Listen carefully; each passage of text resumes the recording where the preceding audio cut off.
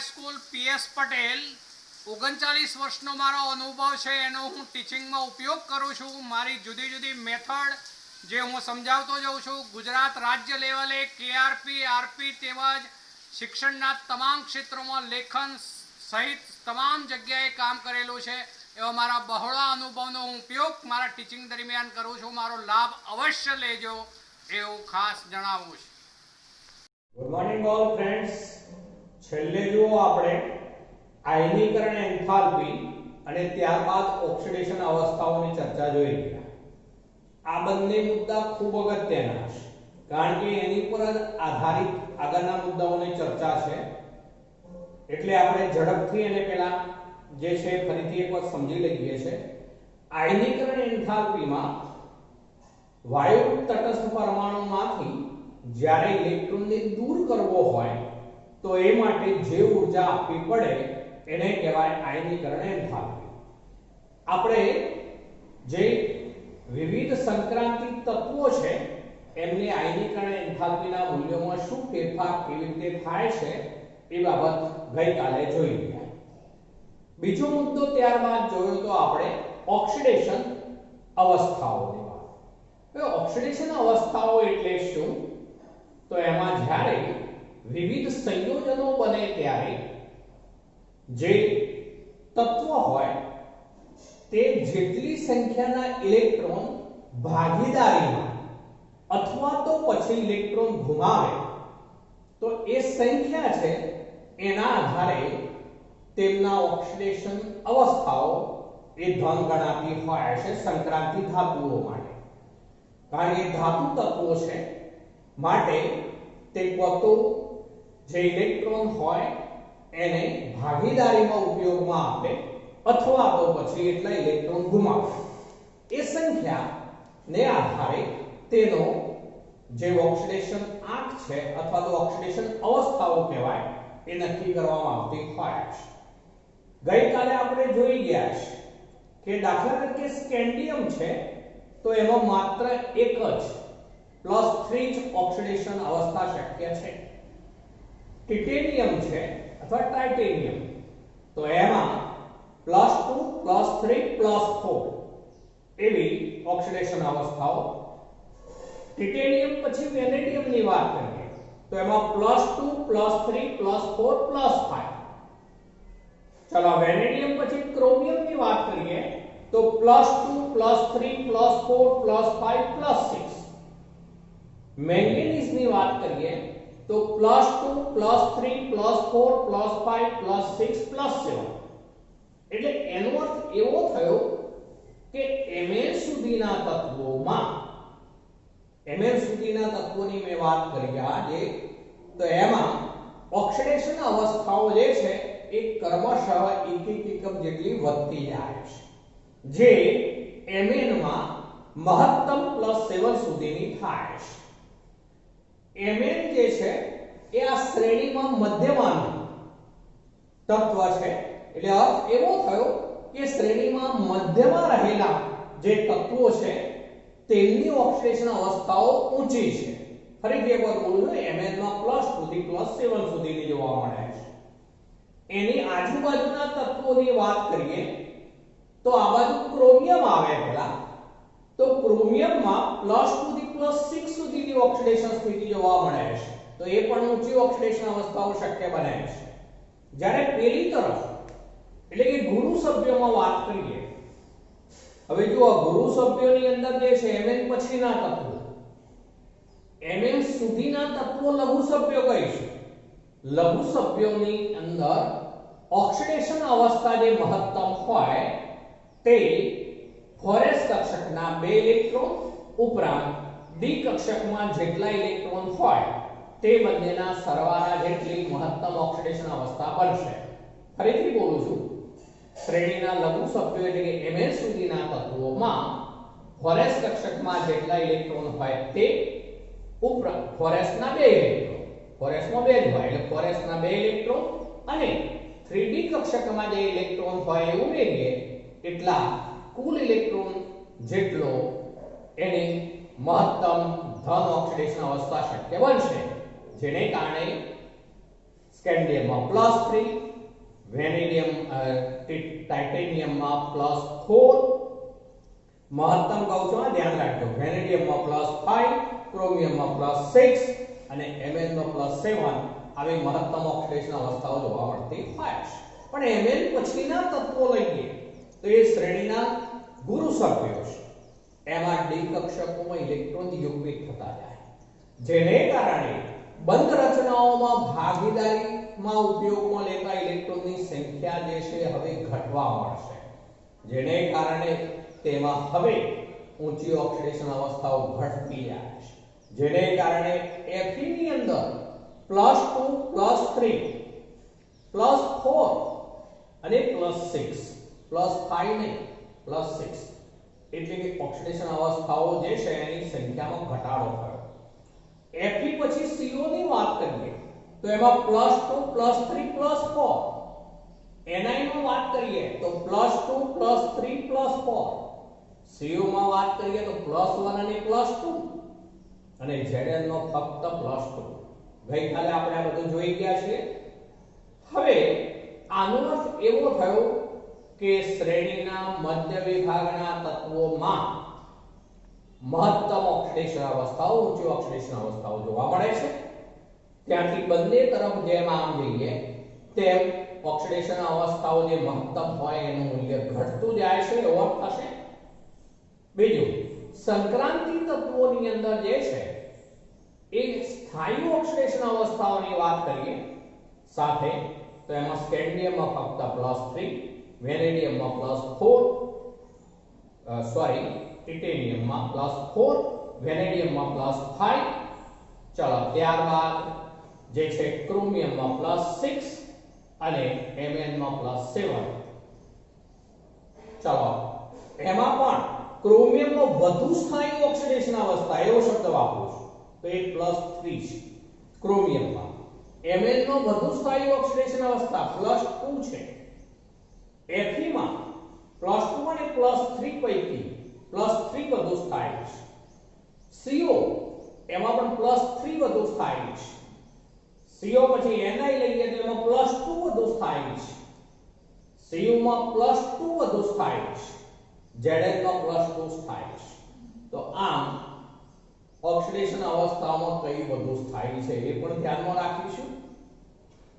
હવે સંક્રાંતિ ધાતુઓ ડી વિભાગના તત્વો જે છે એમાં જે ઓક્સિડેશન સ્થિતિઓ જોવા મળે છે એ એકના પરિવર્તનશીલ હોય છે. એક એકમમાં પરિવર્તનશીલ પામતી જાય છે. એક એકમમાં પરિવર્તનશીલનો અર્થ શું થાય?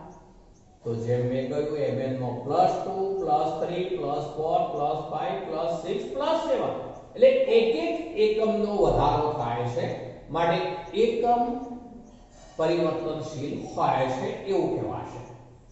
જ્યારે તેને બદલે પી વિભાગના ખાસ કરીને ભારે તત્વો હોય તેની અંદર એવું નહીં બને.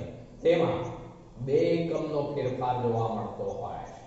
દાખલા તરીકે Sn માં +2 અને +4, એમાં +3 નહીં જોવા મળે, +2 અને +4 એટલે કે એમાં બે એકમનો સામાન્ય તત્વો જે છે, બિન સંક્રાંતિ તત્વો જે છે એમાં ઓક્સિડેશન અવસ્થાઓમાં બે એકમનો ફેરફાર જોવા મળશે, જ્યારે સંક્રાંતિ તત્વોમાં જે છે એક એકમનો ઓક્સિડેશન આંકમાં પરિવર્તનશીલ જોવા મળતો હોય છે. ચલો બીજી વાત, આપણે જે પી વિભાગના તત્વો છે એમાં ભારે તત્વો હોય ત્યારે નિષ્ક્રિય યુગ્મ અસરને કારણે તેમાં નીચી ઓક્સિડેશન અવસ્થાઓની સ્થાયીતા વધુ જોવા મળે છે. દાખલા તરીકે Sn માં આપણે વાત કરી +2 અને +4, તો એ બે પૈકી +2 વધુ સ્થાયી છે, +4 કરતા +2 વધુ સ્થાયી છે. કારણ એ છે કે નીચી ઓક્સિડેશન સ્થિતિ છે, નિષ્ક્રિય યુગ્મ અસર ત્યાં મહત્વનો ભાગ ભજવે છે, જેને કારણે પી વિભાગના ભારે તત્વોમાં નીચી ઓક્સિડેશન અવસ્થાઓ વધુ સ્થાયી ગણાશે. જ્યારે સંક્રાંતિ ધાતુઓમાં ઊંધું થાય છે. ડી વિભાગના તત્વો સંક્રાંતિ ધાતુઓની અંદર જેમ ભારે તત્વો થતા જાય છે તેમ ઊંચી ઓક્સિડેશન અવસ્થાઓ વધુ સ્થાયી હોય છે.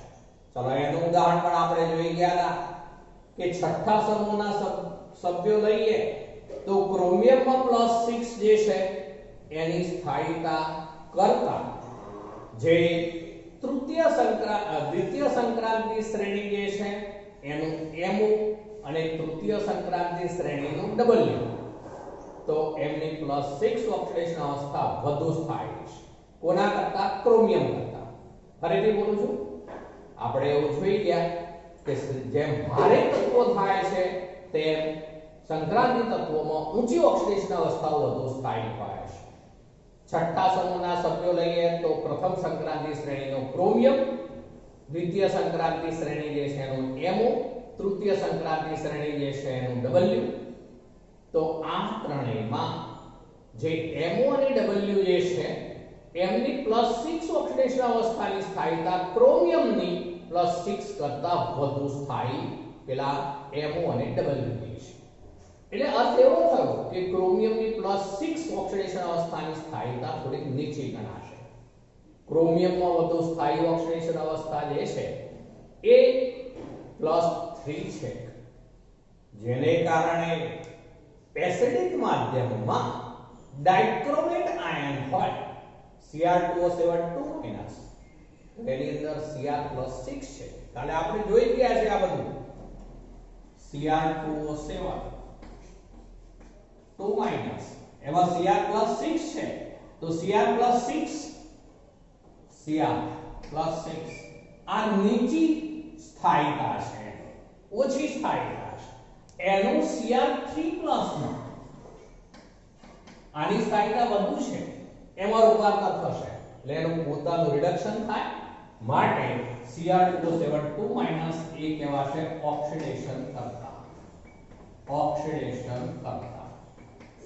એ પ્રબળ ઓક્સિડેશન કરતા તરીકે વર્તે છે Cr2O7 2- એસિડિક માધ્યમમાં પ્રબળ ઓક્સિડેશન કરતા તરીકે વર્તે છે પણ આપણે MO કે W ની વાત કરીએ તો એમાં +6 વધુ સ્થાયી છે જેને કારણે MOO3 લઈએ કે પછી WO3 લઈએ 3 * 6 એટલે MO+6 છે 3 * 6 એટલે W+6 છે તો આ બંનેમાં MO+6 W+6 વધુ સ્થાયી ઓક્સિડેશન અવસ્થા ગણાશે કારણ કે આ ભારે તત્વો છે આ દ્વિતીય સંક્રાંતિ શ્રેણીનો આ તૃતીય સંક્રાંતિ શ્રેણીનો છે જેને કારણે ક્રોમિયમ કરતા ભારે તત્વો હોવાને કારણે તેમાં ઊંચી ઓક્સિડેશન અવસ્થાઓ વધુ સ્થાયી છે માટે આ બંને જે છે એ પ્રબળ ઓક્સિડેશન કરતા નથી આ બંને પ્રબળ ઓક્સિડેશન કરતા નથી ચલો તો આ બાબત પણ આપણે ગઈકાલે જોઈ ગયા હતા હવે સંક્રાંતિ તત્વો જે છે એ સંકીર્ણ સંયોજનો બનાવે ત્યારે જે લિગેન્ડ એમાં જોડાતું હોય છે એ લિગેન્ડ એ સિગ્મા બંધન ઉપરાંત પાઈ ગ્રાહિક ઇલેક્ટ્રોન એમાં સંકળાયેલા હોય ત્યારે તેમની શૂન્ય ઓક્સિડેશન અવસ્થાઓ શક્ય બને છે જેમ કે દાખલા તરીકે NiCO4 આ એક સંકીર્ણ સંયોજન છે FeCO5 આ બીજું સંકીર્ણ સંયોજન છે આની અંદર સંક્રાંતિ ધાતુ નિકલ છે આમાં Fe છે અહીંયા બંનેમાં લિગેન્ડ તરીકે CO છે કાર્બોનિલ લિગેન્ડ કહેવાશે આ કાર્બોનિલ સંયોજનો છે તો આ કાર્બોનિલ સંયોજનોમાં લિગેન્ડ તરીકે જે કાર્બોનિલ છે CO એ સિગ્મા બંધન ઉપરાંત એ પાઈ ગ્રાહી ઇલેક્ટ્રોન પણ એમાં બંધનમાં સંકળાયેલા હોય છે ત્યારે નિકલની ઓક્સિડેશન સ્થિતિ શૂન્ય એ જ પ્રમાણે Fe ની ઓક્સિડેશન સ્થિતિ શૂન્ય આ બંનેમાં જે છે એમાં Ni અને Fe ની ઓક્સિડેશન સ્થિતિ શૂન્ય ચલો તો આ સંકીર્ણ સંયોજનો છે તો સંકીર્ણ સંયોજનોમાં આવી શૂન્ય ઓક્સિડેશન સ્થિતિ જે સૌથી નીચી ઓક્સિડેશન સ્થિતિ કહેવાશે આપણે જે વિવિધ જોઈ ગયા એમાં એ શક્ય બને છે. ચલો તો આપણે વિવિધ ઓક્સિડેશન અવસ્થાઓની ચર્ચા જે છે વિસ્તૃત રીતે ફરીથી પણ છણાવટથી પૂરી કરી લીધી. બરોબર, ધ્યાન રાખીશું આમાં. ચલો હવે આવીએ છીએ આપણે એક નવા એમાં કોયડો છે એવા સંક્રાંતિ તત્વોનું નામ જણાવો કે જે પરિવર્તનીય ઓક્સિડેશન અવસ્થાઓ ન દર્શાવતા હોય. હવે જુઓ, પરિવર્તનીય ઓક્સિડેશન અવસ્થાઓ કોને કહેવાય? તો જેમાં ઓક્સિડેશન અવસ્થાઓ બદલાતી જતી હોય એક એકમ પ્રમાણે બદલાતી જતી હોય એને કહેવાય પરિવર્તનીય. હવે સ્કેન્ડિયમ એવું સંક્રાંતિ તત્વ છે સંક્રાંતિ તત્વો પૈકી કે જેમાં માત્ર એક જ +3 ઓક્સિડેશન અવસ્થા શક્ય બને છે. કેમ એવું બનશે મિત્રો? તો સ્કેન્ડિયમ Z = 21 માટે સ્કેન્ડિયમમાં આવું બને Sc 21 એટલે એની ઇલેક્ટ્રોન રચના Ar 3d 4s 18 21.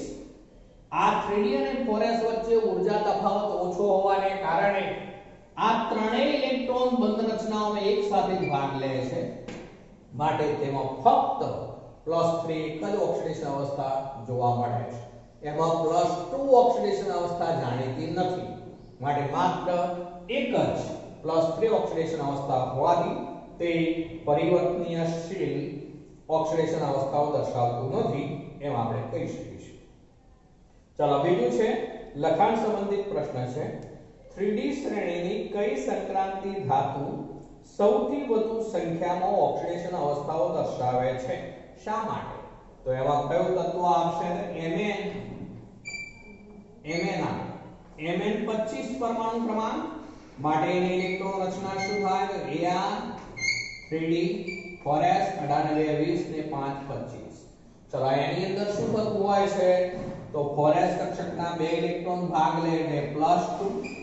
ત્યારબાદ વધુ ઊર્જા સંકળાયેલી હોય તો d માંના ક્રમશઃ ઇલેક્ટ્રોન ભાગ લેતા જાય તો +3 +4 +5 +6 અને +7 સુધીની વિવિધ ઓક્સિડેશન અવસ્થાઓ Mn માં જોવા મળશે.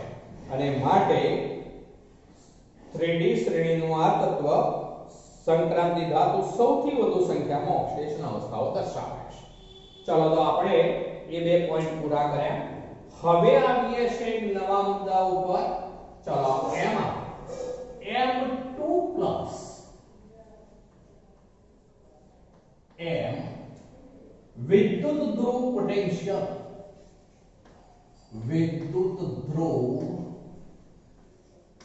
પોટેન્શિયલ ના જે વલણો છે એની વાત છે. પોટેન્શિયલમાં વલણ એટલે કે ફેરફાર શું થાય છે તે. ચલો હવે આ બધી જે સંક્રાંતિ ધાતુઓ છે એમાં જ્યારે આપણે એમને આયનીકરણ ઊર્જાના મૂલ્યો જોઈ ગયા, એમની પરમાણ્વીયકરણ ઊર્જા વિશેની ચર્ચા પણ આપણે જોઈ ગયા અને જ્યારે જલીય દ્રાવણો બનાવે ત્યારે તેમની જલ વિયોજન અથવા તો હાઇડ્રેશન જલ વિયોજન ઊર્જાની વાતનો પણ સમન્વય કરીએ તો તેના ઉપરથી આપણે M2 M વિદ્યુત ધ્રુવ પોટેન્શિયલ જે છે એના વલણોની સમજૂતી મેળવી શકીએ. એક તો ફરીથી બોલું છું પરમાણ્વીયકરણ એન્થાલ્પી, બીજું પ્રથમ આયનીકરણ એન્થાલ્પી તેમજ દ્વિતીય આયનીકરણ એન્થાલ્પી અને ડેલ્ટા H મૂળાંક હાઇડ્રેશન એટલે કે જલીયકરણ એન્થાલ્પી. આ બધાનો સમન્વય કરીએ તો એના ઉપરથી આપણે M2 M વિદ્યુત ધ્રુવ પોટેન્શિયલ જે છે એના મૂલ્યોની સમજૂતી મેળવી શકીએ છીએ. હવે જે 3D શ્રેણી છે એમાં 3D શ્રેણીમાં માત્ર કોપર જ એક એવું તત્વ છે કે જેના માટે કોપર એક જ એવું તત્વ છે કે જેના માટે આપણે આવું કહી શકીએ E મૂળાંક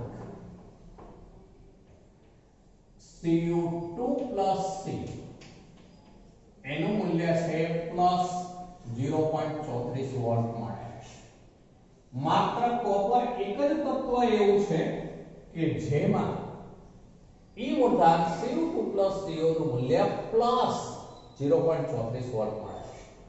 જેને કારણે કોપર એવું તત્વ છે કે તેની સાથે કોઈ એસિડની પ્રક્રિયા જે છે એ થશે નહીં. કારણ એ છે કે બધે હાઇડ્રોજન વાયુ મુક્ત થઈ શકતો નથી. એ વખતે આવી પ્રક્રિયા થઈ શકતી નથી. Cu જે છે એમાંથી Cu2+ આયન બને એટલે કે ઓક્સિડેશન થયું કહેવાય. એ વખતે 2H+ આયન જે છે બે ઇલેક્ટ્રોન મેળવે તો H2 બનવું જોઈએ, પણ એ રીતે ડાયહાઇડ્રોજન વાયુ મુક્ત થતો નથી. Cu ની એસિડ સાથે પ્રક્રિયા થતી નથી. પ્રક્રિયા થઈ H2 મુક્ત થતો નથી. H2 મુક્ત થતો નથી. તો એનું કારણ શું છે? તો તેનું જે ઓક્સિડેશન પોટેન્શિયલ નું મૂલ્ય છે એ મૂળાંક Cu2 Cu આ જે રિડક્શન પોટેન્શિયલ કહીશું, જો કે આ રિડક્શન પોટેન્શિયલ કહેવાશે, જે કોમન શબ્દ વપરાય છે વિદ્યુત ધ્રુવ પોટેન્શિયલ. તો વિદ્યુત ધ્રુવ પોટેન્શિયલ નું મૂલ્ય ધન છે, માટે જ કોપર ધાતુ જે છે એ એસિડ સાથે પ્રક્રિયા કરીને H2 વાયુ મુક્ત કરી શકશે નહીં. આમ તો એવું થવું જોઈતું હતું કે Cu સોલિડ વત્તા 2H+ aqueous gives Cu2 aqueous વત્તા H2 gas, પણ તે પ્રમાણેની પ્રક્રિયા એમાં થઈ શકતી નથી. બરોબર, ધ્યાન રાખીશું. કેમ એવું?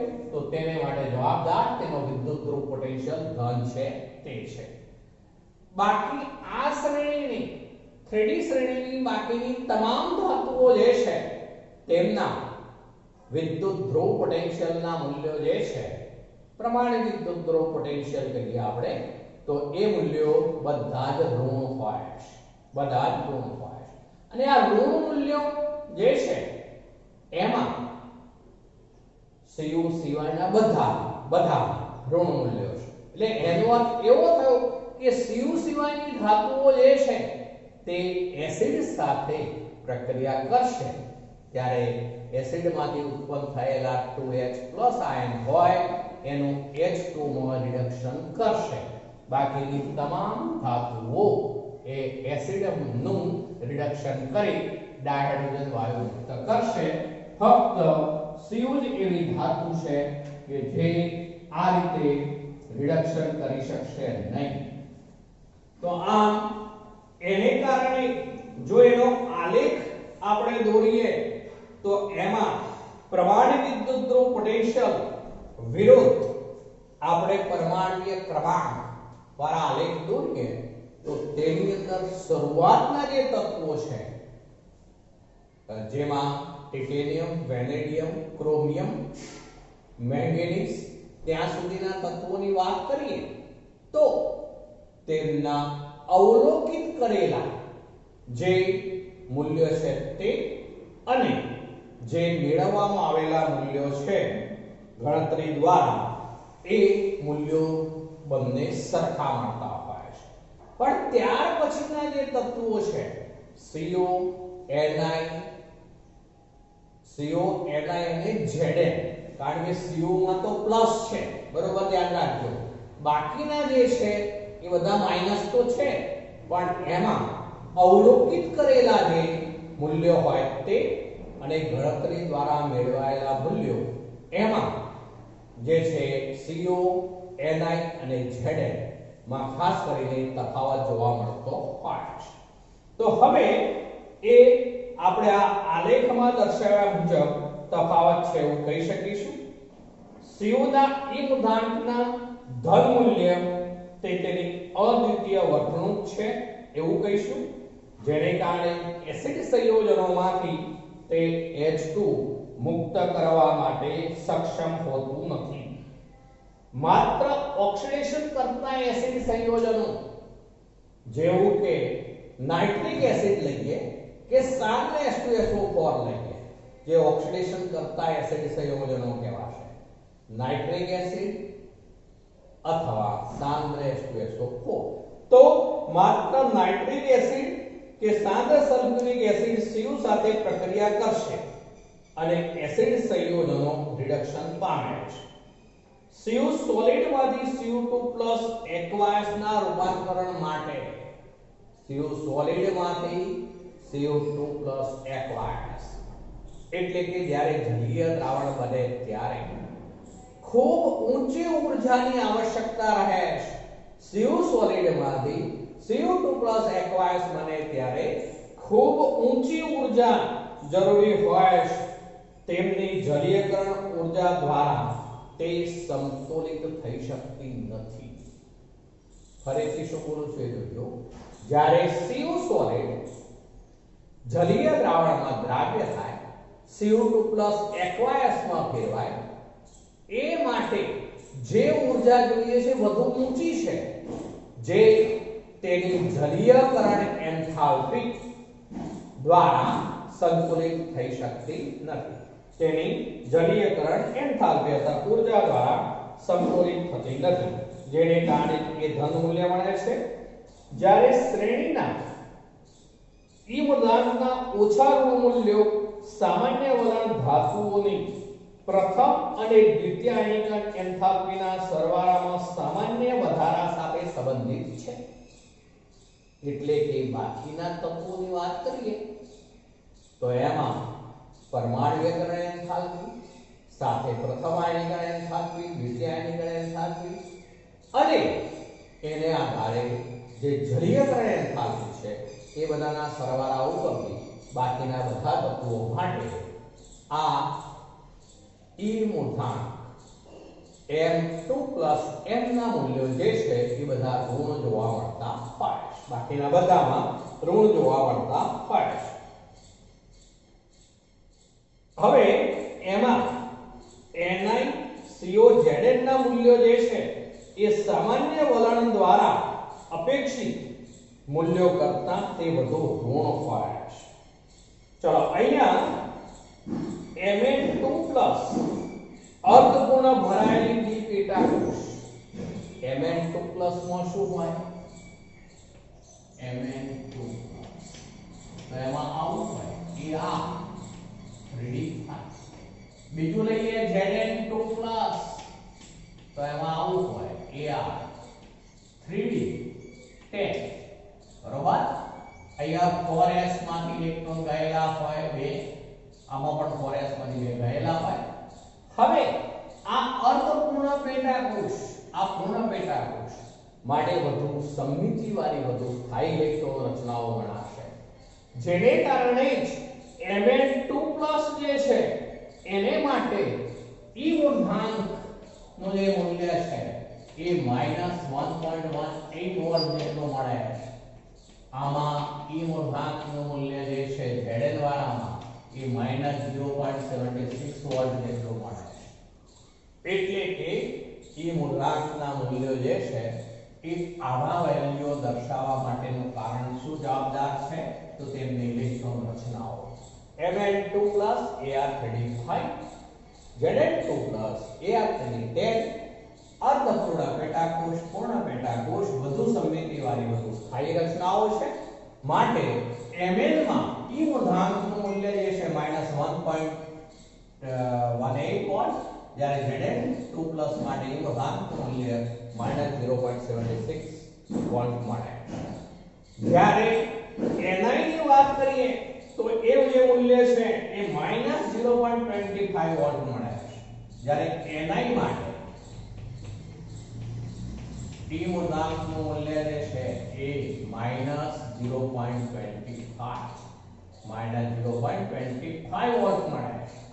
તો એ વાસ્તવમાં આ બંને મૂલ્યો જે છે એના કરતા આ માઈનસ મૂલ્યની રીતે થોડું ઊંચું મૂલ્ય ગણાશે નિકલ માટે, બરોબર? તો એ શ્રેણીનું ગુરુ સભ્ય છે માટે નિકલમાં એ વેલ્યુ થોડી વધારે ઊંચી જોવા મળતી હોય છે. એ મુદ્દાંકનું મૂલ્ય સૌથી ઊંચા ઋણ ડેલ્ટા હાઇડ્રેશન H મૂલ્ય સાથે સંબંધિત છે. તો નિકલમાં જલીયકરણ એન્થાલ્પીનું મૂલ્ય વધુ જોવા મળવાને કારણે આ વેલ્યુ માઈનસમાં આટલી છે. ચલો અહીંયા જે છે એ મિત્રો બે કોયડા સ્વરૂપે આપેલા છે એની વાત કરું છું. શા માટે Cr2+ રિડક્શન પામે છે? કોયડો 8.4 છે. કોયડો 8.4 શા માટે Cr2+ રિડક્શન પામે છે અને Mn2+ ઓક્સિડેશન પામે છે? જો કે બંનેમાં d4 ઇલેક્ટ્રોનની રચના ધરાવે છે. ચલો એક તો Cr2+, હવે જો Cr2+ એટલે શું થયેલું હોય? Cr24 એટલે મૂળ ઇલેક્ટ્રોન રચના યાદ કરો તો Ar3d5 પર s1 હોય, પણ હવે Cr2+ હોય એટલે કેટલા થઈ ગયા હોય? તો 3d4 હોય, બરોબર? 3d4 હોય. ચલો હવે એમાંથી હવે સંક્રાંતિ ધાતુઓમાં આગળ 9મા ચેપ્ટરમાં આપણે આવું શીખીશું. એની 5 જે ડી કક્ષકો હોય એ આમ તો સમશક્તિ ધરાવતી ગણાય છે, પણ સ્ફટિક ક્ષેત્રવાદ મુજબ આપણે એનું વિભાજન કરાવીશું. જે પૈકીની 3 કક્ષકો જેને T2G કક્ષકો તરીકે ઓળખવામાં આવશે, જ્યારે બાકીની 2 કક્ષકો ઊંચી શક્તિવાળી બને EG કક્ષકો તરીકે ઓળખાશે. પેલી T2G અને પેલી EG. હવે એને કારણે આવું બનવાનું, આમાંથી આપણે એક ઇલેક્ટ્રોન દૂર કરીએ એટલે હવે થયું Cr3+. જો Cr2+ હતું, Cr3+, ત્યારે હવે એની પાસે ઇલેક્ટ્રોન કેટલા હોવાના? તો 3 છે. એની પાસે 3 ઇલેક્ટ્રોન હોવાના, 3d3. આ 3 ઇલેક્ટ્રોન T2G કક્ષકમાં રહેલા હોય, નીચી શક્તિ અવસ્થા, નીચી શક્તિ અવસ્થા T2G, એમાં 3 ઇલેક્ટ્રોન હોય. હવે એ વધુ સ્થાયી ગણાશે નીચી શક્તિ અવસ્થા હોવાને કારણે, અને તેથી આ Cr2+ Cr3+ માં સરળતાથી રૂપાંતર પામશે. ત્યારે એનું પોતાનું શું થયું? જુઓ, પોતાનું શું થયું? ઓક્સિડેશન. તો આ દરમિયાન એનું ઓક્સિડેશન થાય છે. આ દરમિયાન તેનું ઓક્સિડેશન થાય છે, જેથી તેની ઇલેક્ટ્રોન રચના અર્ધપૂર્ણ ભરાયેલ T2G, અર્ધપૂર્ણ ભરાયેલ T2G3 બનતી હોય, સ્તરની બને. ચલો Mn ની વાત કરીએ. હવે આમાંથી આવો ત્યારે રૂપાંતર થાય, ઇલેક્ટ્રોન મુક્ત થાય ત્યારે. ઇલેક્ટ્રોન મુક્ત થાય ત્યારે. એટલે એનો અર્થ એવો થયો કે Cr2+ નું શું થઈ ગયું? ઓક્સિડેશન. એટલે એ શું ગણાય? રિડક્શન કરતા. રિડક્શન કરતા એવો અર્થ થશે. ચલો હવે એને બદલે બીજું Mn ની વાત છે. ચલો Mn2+ લઈએ તો Mn2+ માં 3d5 હોય, એની ઇલેક્ટ્રોન રચના 3d5 હોય. Mn25 મૂળ રચના Ar3d5 એમાંથી 2 ઇલેક્ટ્રોન ગયા, Mn2+ એટલે 3d5 હોય. ચલો એમાંથી ઇલેક્ટ્રોન દૂર કરવાની વાત કરીએ આપણે, તો એમાં ઊંધું કહે છે કે Mn2+ ઓક્સિડેશન પામે છે એવું કહે છે. ચલો Mn2+, ચલો એમાં આવી રચના આપો તો એમાંથી અહીંયા Mn આવશે, Mn3+, તો એ વખતે 3d4 માટે આ રીતે ઓક્સિડેશન થશે નહીં. શું થવું જોઈએ? એ વખતે ઊંધું થવું જોઈએ. આમાંથી આ બને, આમાંથી આ બને, એટલે એ વખતે રિડક્શન થયું કહેવાશે. તો Mn3+ નો Mn2+ માં રિડક્શન થઈ શકશે. તો એમાં 3d5 જે છે ઇલેક્ટ્રોનની રચના પ્રાપ્ત થશે, જેથી Mn2+ માંથી જે છે એ વધુ સ્થાયી રચના પ્રાપ્ત થઈ શકે છે. એટલે કે Cr2+ જે છે એનું Cr3+ માં રૂપાંતર થાય ત્યારે તે રિડક્શન કર્તા તરીકે વર્તશે, જ્યારે પેલામાં Mn માં +3 માંથી +2 માં રૂપાંતર થાય તો કહેવાય શકાય. +3 માંથી +2 માં રૂપાંતર થાય ત્યારે આમ થાય, ઊંધી ક્રિયા થાય. +3 માંથી +2 કહું છું, ધ્યાન રાખજો. +3 3d4, ચાલો એમાં ઇલેક્ટ્રોન ઉમેરાય એટલે Mn2+ બને 3d5. એટલે આ જે છે એમાં પોતાનું રિડક્શન થયું કહેવાશે, માટે ઓક્સિડેશન કર્તા તરીકે વર્તે છે એમ કહી શકાશે. ચલો બીજો એક લખાણ સંબંધિત પ્રશ્ન છે મિત્રો કે કોપર ઈ મૂળાંક M2+M નું મૂલ્ય ધન +0.34 વોલ્ટ છે. આ માટેનું શક્ય કારણ શું છે? તો આપણે આગળ જોઈ ગયા શરૂઆતમાં કે આ નીચી ઓક્સિડેશન સ્થિતિ કોપર માટે છે Cu2+ મોદી Cu, ત્યારે ઈ મૂળાંકનું મૂલ્ય +0.34 વોલ્ટ મળે છે. તો એ ધન મૂલ્ય કેમ મળે છે? તો એને માટે તેની પરમાણ્વીયકરણ એન્થાલ્પી ડેલ્ટા AH મૂળાંક, એ ઉપરાંત પ્રથમ અને દ્વિતીય આયનીકરણ એન્થાલ્પી, એ ઉપરાંત એની જલીયકરણ એન્થાલ્પી જે છે આ બધાનો સમન્વય એના ઉપરથી એવું નક્કી થાય છે કે જ્યારે Cu સોલિડમાંથી Cu2+ aqueous બને છે ત્યારે જે ઊર્જાની જરૂરિયાત ઊભી થાય છે એ ઊર્જા વધુ ઊંચી છે, એને પેલી ડેલ્ટા હાઇડ્રેશન એન્થાલ્પીનું મૂલ્ય જે છે એ સમતોલિત કરી શકતું નથી, જેને કારણે એ પ્લસ વેલ્યુ ધન વેલ્યુ મળતી હોય છે. તો મિત્રો આ આપણે વાત કરી. હવે એ જ પ્રમાણે M3+ માંથી M2+ ની વાત પણ સાથે જોડી દઉં છું. પ્રમાણિત વિદ્યુત ધ્રુવ પોટેન્શિયલ M3+ માંથી M2+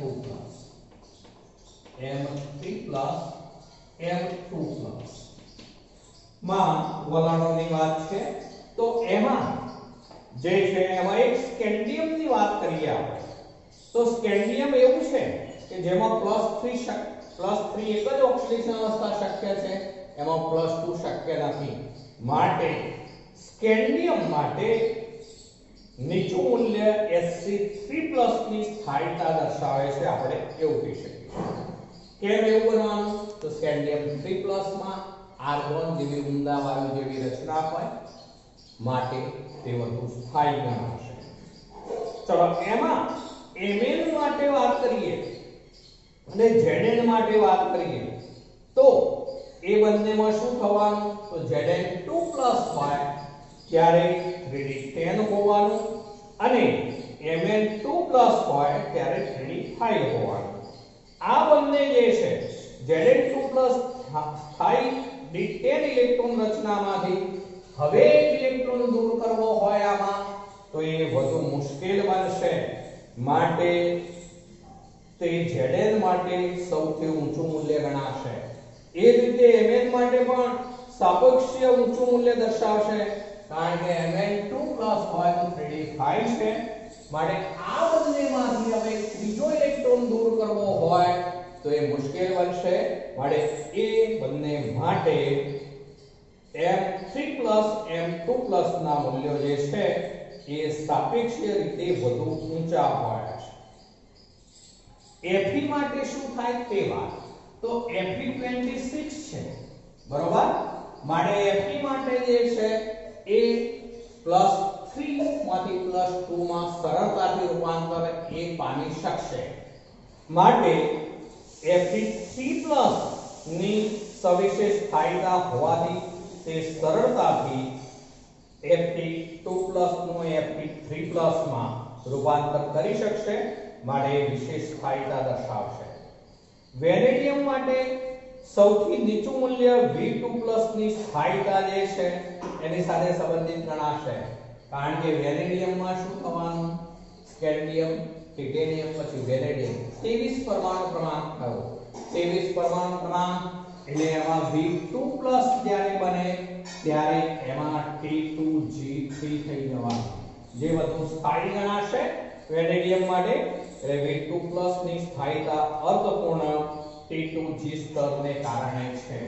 ફરીથી બોલું છું, વેનેડિયમ મૂળ ઇલેક્ટ્રોન રચના Ar3d3 4s2, પણ V2+ બને ત્યારે 3d માં રહેલા 3 ઇલેક્ટ્રોન એ વાસ્તવમાં આ રીતે નીચી ઓક્સિડેશન અવસ્થા T2G કહેવાય, એની અંદર 3 ઇલેક્ટ્રોન દાખલ થયેલા હોય, 1 1 1 એ પ્રમાણે, માટે વધુ સ્થાયી રચના ગણાશે, માટે V2+ વધુ સ્થાયી ગણાશે. તો મિત્રો અહીંયા આપણે બે ટાઈપના વિદ્યુત ધ્રુવ પોટેન્શિયલના મૂલ્યની વાત કરી, M2+M અને M3+M, બરોબર સમજીને વ્યવસ્થિત રીતે આ તૈયાર કરીશું. આજે આટલે સુધી રાખીશું.